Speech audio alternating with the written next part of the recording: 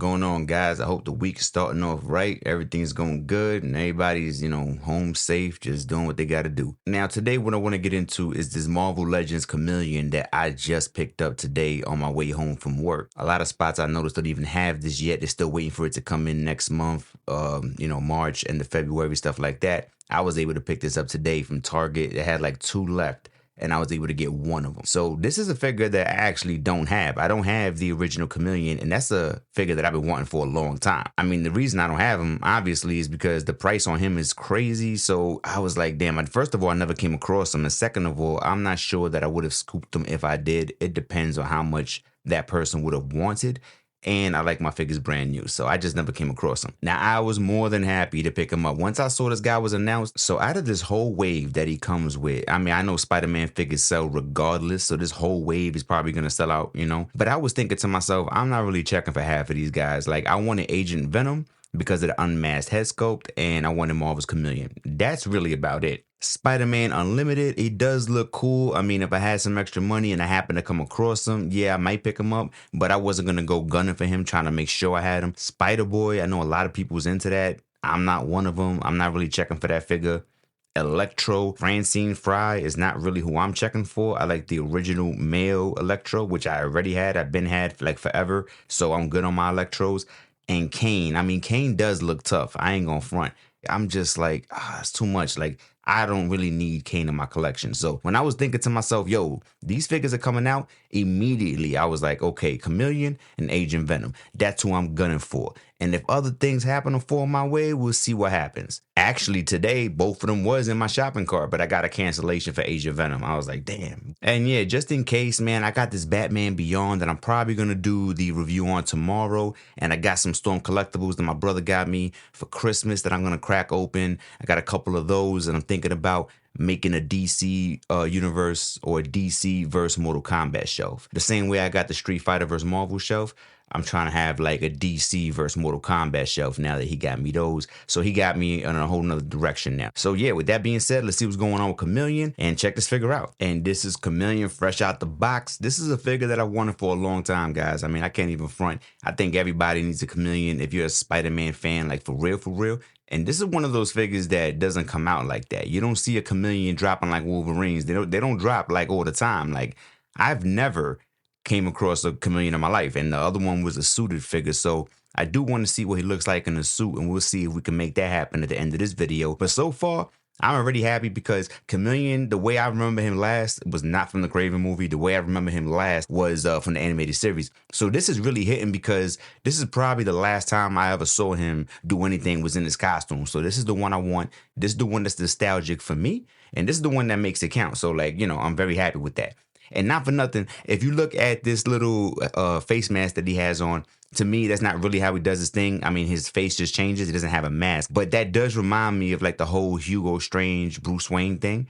Am I the only one? Like, I feel like that came straight out the Hugo Strange book because he just did that like 2 waves ago, McFarlane, right? With the Batman Hugo Strange. So that was just giving me those kind of vibes. Just wanted to put that out there. But I don't remember Chameleon's powers working exactly like that. As far as I know, in the animated series, that little button on his belt changes his face or his body to whatever.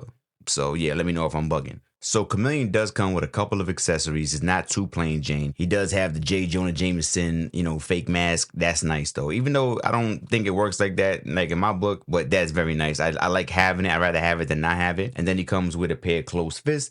But to be honest with you, with this character right here, I don't think I'm going to be using these at all because I think I'm going to want one of those for the JJJ face. And then he has the pistol right here. And then he also has this gun right here too, which is pretty cool. I do like this. I mean, accessories are always a blessing. I couldn't help but notice, I haven't got Agent Venom yet, but I had Agent Venom and Chameleon in the cart. And since they were both looking at me, I couldn't help but notice that Agent Venom comes with the same exact gun, this one, and the same exact handgun. If I'm not bugging, I think the Agent Venom one is just black. That's it. So this wave is repeating the same guns for Chameleon and Agent Venom, which is helping them to save money, I guess. And Agent Venom didn't look like he came with the tentacles. That bugged me out too because I really like those. But we'll see what happens. So yeah, I couldn't help but notice that. You know what I mean? I feel like I already got a piece of Agent Venom when I got these weapons right here. As far as the head articulation is looking pretty good when he's looking up. I can see him looking like he can see Spider-Man swinging or something. And that's pretty cool because a lot of figures can't really look up the way you want them to look up. It looks like they're kind of leaning up, but not really. So this one gives a good looking up vibe, and I appreciate that. The problem is looking down. That's as much as you're going to get. And that's pretty much because this little collar right here is under his neck. So if you're looking for him to look down, it's not really going to happen. This is the most down it's going to be. Not a deal breaker for me because, I mean, all these head sculpts have either one direction they really flow in pretty good, looking up, looking down. Sometimes they good, sometimes they don't. It is what it is. But I like them looking up a lot better than I like them looking down. That articulation means more to me, so I'm happy with that. As far as the paint on Chameleon, I'm very happy. I mean, keeping with that 2024 status quo that they really put out, I really feel like they upped it up when it comes to the plastic and the paint on really almost all of their figures, because prior to that I was griping about a few of them, but everything ever since this last Spider-Man wave that came out last year and X-Men 97 and all those waves, this is coming out with that same type of quality, that same type of feel, and I really appreciate that. He has the shoulder pads, and I was worried in the beginning that the shoulder pads were going to hinder some part of his arm movement, but I do like the fact that when you do spin the arm, the shoulder pad goes down with it, because if it would have stood on the top, then I wouldn't be able to do things like this, and that would have hindered it, and I was scared about that. I thought that that was going to be attached to the shoulder, but I'm happy that they put it on the arm swivel right here, so that when you move it, it moves with it. You know, that's dope. It's not really realistic because clothes don't do that, but he's not wearing clothes. This is a figure, and that's how I need my figures to go. So I appreciate that that part right there moves. The boots on Chameleon are pretty cool, and I really like how it matches the boots with the belt, with the shoulder pads. I mean, it's all from the animated series. This is really bringing me back, and I feel like they paid attention to detail when it came to him. So I really like that. I mean, the boots are nothing special. They look like, you know, some regular MC boots or whatever the case is that, you know, you see people wearing. But it's something that a lot of figures don't come with. They also do have like a boot swivel right here. So that's pretty cool because they didn't try to just like stick it on right there and leave it like stagnant. So I do like that it has the boot swivel, has a double jointed knees, the double jointed elbows. It does not have butterfly arms, but I don't really think that Chameleon calls for butterfly arms. Like, that's not the body mode that he needs. You know, if he comes to me, if you ask me, the only thing that I don't like too much about the figure, maybe I would say, is the mid chest right here. I feel like we could have used the updated version that has the two and we could do the swivel or whatever the case is. But, you know, I'm not here for gripes. You guys already know if I bought the figure, I like the figure, I love the figure, I want the figure, but no figure is perfect. So I'm not going to sit here and give everybody an A+, but this is a really nice figure in my opinion. So I'll let you guys in on a little secret. At the top of 2024, when I was doing that initial Spider-Man wave and we had Tombstone, I remember thinking to myself, yo, I feel like doing like 2024 awards at the end of the year and giving certain figures certain awards. And that's because I thought Tombstone was like the best suited figure that I had seen. And I remember thinking to myself, when I first opened the Tombstone and I was doing the review, I don't even know if I said it, I gotta go back, but I was thinking to myself, yo, this will be the great suit to switch up with and put like Chameleon's head on it. So that's what I wanna do real quick. I'm gonna pull down my Tombstone. We're gonna switch off the head from Chameleon and the hands, and let's see if that makes a difference. And let's see if that looks better than the Chameleon that I remember. I don't have the old one to put, you know, but we can all take a quick imagination trip and see, does this look better? So I don't know. Let me know what you think.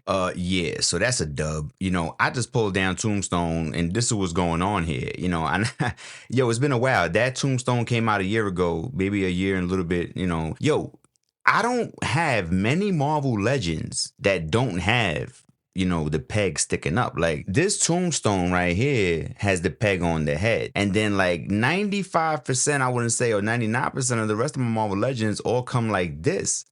So like, what was the science behind that? Like, why would they do that to this one Tombstone? Because I feel like this Tombstone could have been like an army builder. When I say that, I mean it's because you could have used them for so many other characters that, you know, could have used the suit. You know, a Matt Murdock, you know, a Chameleon, a Professor X, whoever, you know, you want to put in the suit. But now you can't put nobody in there because they done messed it up. Like, what part of the game is that, man?